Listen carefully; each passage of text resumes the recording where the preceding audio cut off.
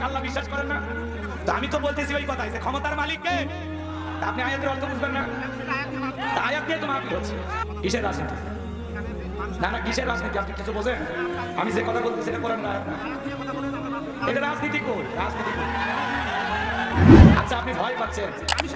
না না, আমি তো রাজনীতির কথা বলি না, আমি বলছি ক্ষমতার মালিক আল্লাহ বিশ্বাস করেন না? তো আমি তো বলতেছি ওই কথা, ক্ষমতার মালিক কে? আপনি আয়াতের অর্থ বুঝবেন না? আয়াত দিয়ে তো মাহফিল হচ্ছে। কি অবস্থা! আমি বলতেছি আয়াত নাম্বার সব বলতেছি। চাচা চাচা, আয়াত নাম্বার বলি না আমি। আমি কি বলতেছি? সূরা আলে ইমরান আয়াত নাম্বার 26। আল্লাহ কি বলেছেন? কুলিল্লাহুম্মা মালিকাল মুলকি তুতিল মুলকা মান তাশাউ ওয়া তানজিউল মুলকা মিম্মান তাশাউ। আমি কি বলেছি? রাজত্ব দেওয়ার মালিক। কথা বলেন, রাজত্ব দেওয়ার মালিক আল্লাহ স্পষ্ট করে বলতেছেন। আমি আল্লাহ ক্ষমতার চেয়ারে বসানোর মালিক। তাহলে ক্ষমতা দেওয়ার মালিক কে? আবার ক্ষমতা কেড়ে নেওয়ার মালিক কে? বাংলাদেশের পতাকাকে তারা আগুনে পুড়িয়ে দিয়েছে। ছেলেদের সীমান্তবর্তী এলাকায় কিছু উগ্রপন্থী হিন্দুরা বাংলাদেশে প্রবেশ করে আমাদের সাথে লড়াই করতে চায়। আমরা বলতে চাই, ভারতকে হুঁশিয়ার করে দিতে চাই, আমরা লড়াই করে টিকে থাকারই জাতি। আমরা কারো রক্তচক্ষুকে ভয় পাই না, ভারতের হুমকি ধুমকিকে আমরা পরোয়া করি না। কথা বলে দেখে না, ভারতকে বলে দিতে চাই বাংলাদেশের চট্টগ্রামের দিকে নজর, তোমাদের নোয়াখালীর দিকে নজর। আমরা বলতে চাই যারা আমাদের বাংলাদেশের দিকে নজর দেবে তাদের চোখ আমরা উপড়ে ফেলবো। কথা বলে ঠিক না? আমরা এই দেশের মাটির জন্য রক্ত দিয়েছি, ভাষার জন্য রক্ত দিয়েছি। একজন সরকারকে বিদায় করে দেওয়ার জন্য নিরস্ত্র ছাত্রদের হুমকির মুখে করে তারাও পালিয়ে গেছে। বিদায় বাংলাদেশে যে উগ্রপন্থী হিন্দুরা ছেলে দেশে বাংলাদেশে ঢুকতে যায় তাদেরকে বলবো সাবধান হয়ে যাওয়া। কথা বলে বাংলাদেশে এসে কেউ বিশৃঙ্খলা সৃষ্টি করবে আর আমরা তাকায়া দেখবো, সেই দিন চলে গেছে। কথা বলে ঠিক কিনা? আচ্ছা, আপনি ভয় পাচ্ছেন? না না, আমি তো রাজনীতির কথা বলি না, আমি বলছি ক্ষমতার মালিক আল্লাহ বিশ্বাস করেন না? তো আমি তো বলতেছি ওই কথাই যে ক্ষমতার মালিক কে?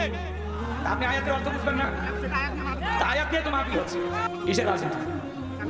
না না, কিসের রাজনীতি? আপনি কিছু বোঝেন? আমি যে কথা বলতেছি এটা করেন না, এটা রাজনীতি কই? রাজনীতি কই? আচ্ছা, আপনি ভয় পাচ্ছেন?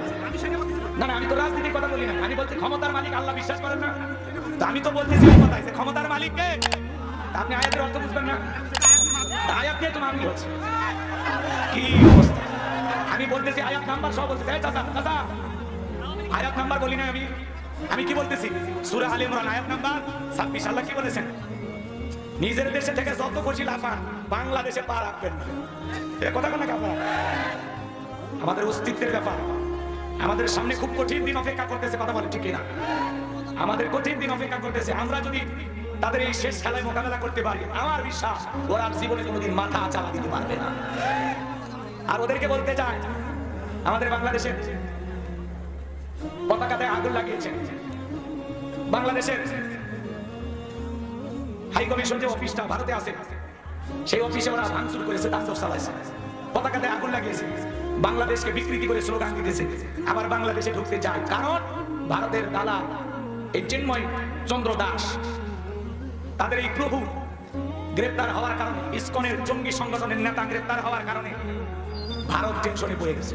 কথা কোন ঠিক কিনা? আমার ভাইয়েরা, আমরা বলতে চাই যে বাংলাদেশের দিকে নজর দিবেন না। আপনাদের সাথে মহব্বত ভালোবাসা যেটুকু আছে, বন্ধুত্ব, প্রতিবেশী রাষ্ট্র হিসেবে যথেষ্ট ভালোবাসি আপনাদেরকে, কিন্তু আপনাদের কোনো বাড়াবাড়ি আমরা বরদাস্ত করব না। কথা বলে ঠিক কিনা? উগ্রপন্থী হিন্দুদেরকে আমরা সাবধান করে দিয়ে বলতে চাই, ভারতে অনেক মুসলমানের উপর আপনার নির্যাতন জুলুম করেছে। গরুর গোশত খাওয়ার অপরাধে মুসলমানকে হত্যা করা হয়। বিদায় ধর্মীয় সম্প্রীতি কালে বলে, এটা আপনাদের কাছ থেকে শিখতে হবে না। কথা বলেন না কেন? যারা মসজিদ ভেঙে মন্দির বানায়, যারা গরুর গোশত খাওয়ার অপরাধে মুসলমানদেরকে হত্যা করে, তাদের কাছ থেকে ধর্মীয় সম্প্রীতি শিখতে হবে না। এটা নিতান্ত একটা হাস্যকর বিষয়। কথা বলেন ঠিক কিনা? আপনাদের কাছ থেকে শেখার মতো কিছুই না। বাংলাদেশের পাশেই মসজিদ, পাশেই মন্দির, কোনোদিন ঝামেলা হয় না। পাশেই কবরস্থান, পাশেই শ্মশান, কোনোদিন ঝামেলা হয় না। আমরা হিন্দু মুসলমান বাসের পাশাপাশি সিটে বসে সফর করি। কথা ঠিক কিনা?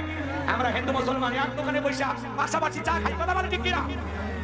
আমাদের প্রতি যথেষ্ট হৃদ্রতা আছে, সহানুভূতি আছে। সকল ধর্মকে আমরা সহানুভূতির নজরে তাকাই, সবাইকে মহব্বত করি। আমরা কথা বলে ঠিক কিনা? আমরা কোনো মুসলিমের উপর আক্রমণ করি না। এটা আমাদের ইসলাম আমাদেরকে শিক্ষা দেয় না। কথা বলে ঠিক কিনা? লা ইকরাহা ফিদ্দীন, ধর্ম নিয়ে কোনো জবরদস্তি নাই, ধর্ম নিয়ে কোনো বাড়াবাড়ি চলবে না। কথা বলে ঠিক কিনা? কিন্তু কেউ যদি আমাদের উপরে আক্রমণ চালাইতে চায়, তার পাল্টা প্রতিহত করার জন্য যতটুকু জবাব দেওয়ার কথা, ততটুকু জবাব আমরা দিতে প্রস্তুত আছি। কথা বলে ঠিক কিনা? আমাদের উপরে যদি আক্রমণ আসে, প্রতিহত করতে কারা কারা রাজি আছে? দুই হাত তুলে রাখা। লিল্লাহি তাকবীর। এজন্য বলতে চাই, বাংলাদেশকে যদি আপনারা দখল করতে চান, বাংলাদেশের দিকে যদি নজর দিতে চান, মনে রাখবেন এদেশের বীজ টুপি মানুষের রক্তের উপরে দাঁড়িয়ে বাংলাদেশ দখল করতে হবে। নিজেদের দেশে কাশ্মীরে মুসলমান হত্যা করে না, আমরা কখনো একজন মুসলিমকে হত্যা করি। আমাদের ভাই অ্যাডভোকেট সাইফুল ইসলাম আদালত চত্বরে আপনাদের উগ্রপন্থী হিন্দুরা জোর করে সবাই করে হত্যা করেছে, এখনো আমরা নীরব আছি। আমাদের নীরব থাকতে হবে, একটু সবর করা লাগবে, ধৈর্য ধারণ করা লাগবে। কথা বলে ঠিক কিনা? কারো উস্কানিতে পা দিবেন না, কারো ফাঁদে পা দিবেন না, একটু ঠান্ডা থাকেন। সময়টা বড় কঠিন যাচ্ছে, ইনশাআল্লাহ সামনে বিজয় আমাদেরই হবে, বিজয় খুব সন্নিকটে। কথা বলে ঠিক কিনা? কষ্ট হয় আপনাদের, তাহলে বলেন বাজান সকল ক্ষমতার একমাত্র মালিককে। আর একটু জোরে বলেন কে? তাবারাকাল্লাযী বিয়াদিহিল মুলকু ওয়া হুয়া আলা কুল্লি শাইইন কাদির।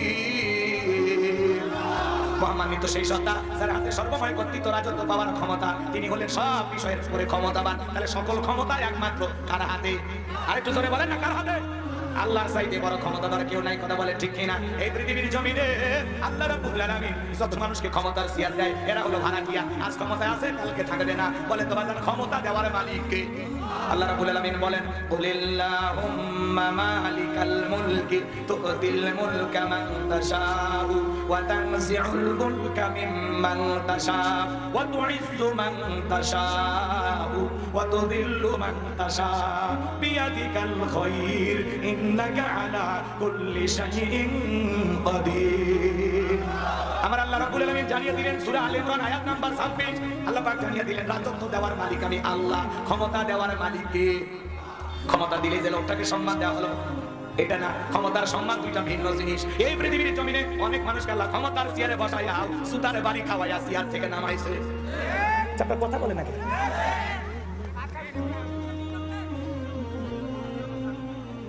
সবাই মিলে একটু কথা বলা লাগবে। আল্লাহ অনেক মানুষকে ক্ষমতার চেয়ারে বসে সুতার বাড়ি খাওয়াই বিদায় করছে। কথা বলে ঠিক কিনা? এই ক্ষমতার চেয়ারে বসে যারা জুলুম করে, অত্যাচার করে, নির্যাতন করে, মনে রাখবেন ওই জালেমেরা কখনো চিরস্থায়ী হতে পারে। এই ক্ষমতার চেয়ারে বসে অনেক মানুষকে আল্লাহ পাক লাঞ্ছিত করেছে।